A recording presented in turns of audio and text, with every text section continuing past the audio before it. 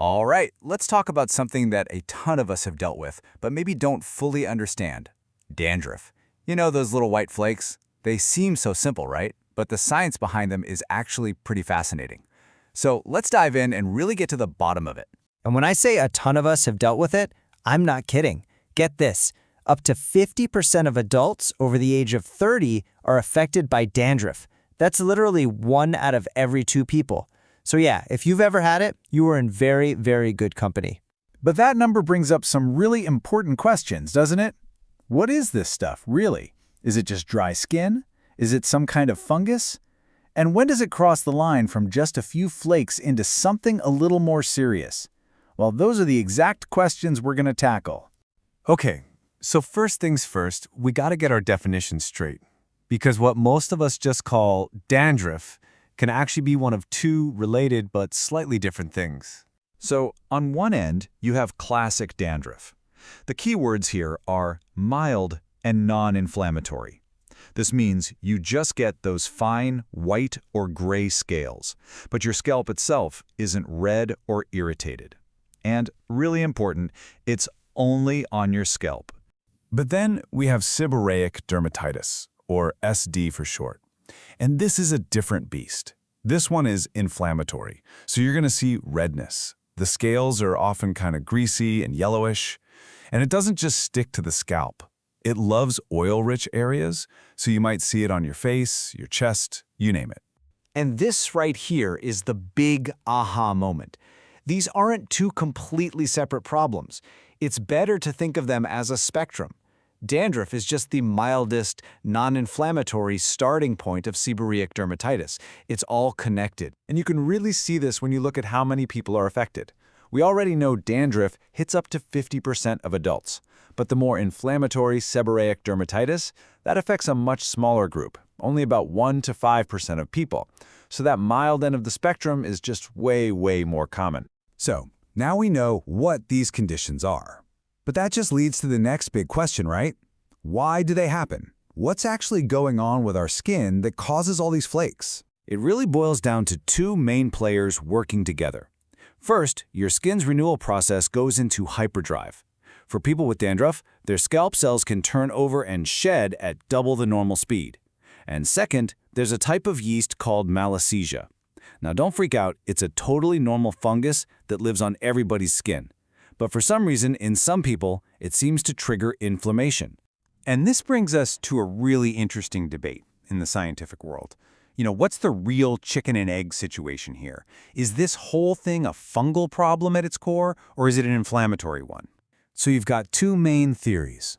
The fungal disease camp says, look, the malassezia yeast is there, and when we use antifungal treatments, it gets better.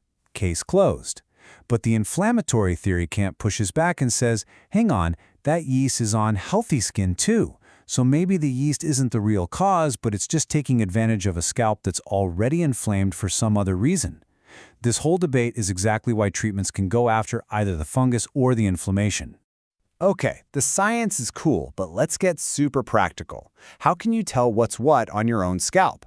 To figure that out, we need to compare the signs, not just between dandruff and SD, but also with another common condition that looks similar, psoriasis. This chart is basically your field guide. Let's walk through it. Look at the lesions, the flakes themselves. Dandruff, fine and white, on a scalp that isn't red. Seborrheic dermatitis, greasy and yellow, on a red scalp. Psoriasis, thick, silvery plaques. The edges are also a huge clue. With psoriasis, the plaques have really sharp, clear borders. The other 2 are more spread out. And finally, location, location, location. Dandruff is scalp only. SD and psoriasis can pop up on other parts of your body. Okay, let's switch gears and talk about solutions. And before we even touch the medicated stuff, there are some simple but really powerful first steps that anyone can take. So this is your first line of defense, and it's all about your habits. Just washing your hair frequently, we're talking at least 3 times a week, can make a huge difference by getting rid of that buildup of scales and oil. It's also a good idea to avoid irritants like heavy gels and hairsprays. And believe it or not, your environment matters too. Things like stress, being tired, and even cold weather can all trigger a flare-up. Now, if those lifestyle changes just aren't cutting it, it's time to look at medicated options. And I know, that pharmacy aisle can be super confusing. But don't worry, we're about to make it all make sense. Medicated treatments basically fall into 3 main categories, and each one has a different game plan. You've got antifungals, which, you guessed it, go after that Malassezia yeast. Then you have anti-inflammatories like corticosteroids, which calm down the redness and itching. And finally, you have keratolytics like salicylic acid, which work to loosen up those flakes so they can be washed away easily. But wait, before we get to which ingredients are best, this is so important.